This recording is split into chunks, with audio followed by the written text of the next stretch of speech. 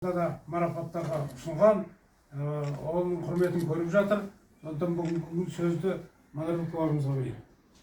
Енді Бақан ағаны былтыр қайраткер алдыңыз, иә, спортта? Иә. Ол да үлкен бір немене.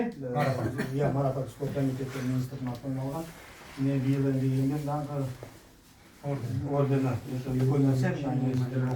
Сертификат, кәсіби және өзге де мерекелер туралы заңына сәйкес салалық іс-шараларды көтермелеу мақсатында Республика ынтымақ жолы қоғамдық қорының шешімімен Оразиман Бақытбек Иленбаевич, сіз өз жұмысыңызды адал және кәсіби түрде атқарып көрсеткен жоғарғы дәрежеде үшін алғысымызды білдіреміз.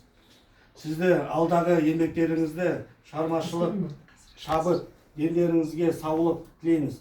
Өз қызметіңізді арқылы өзгелерге үлгі бола біліп, қоғам алдында маман мәртебесін биік өте алғаныңыз үшін, еселі еңбек үшін еңбек даңқы орденімен марапатталады. Алдыға шапалақ. Республика ынтымақ жолы қоғамдық қоры директоры Алихан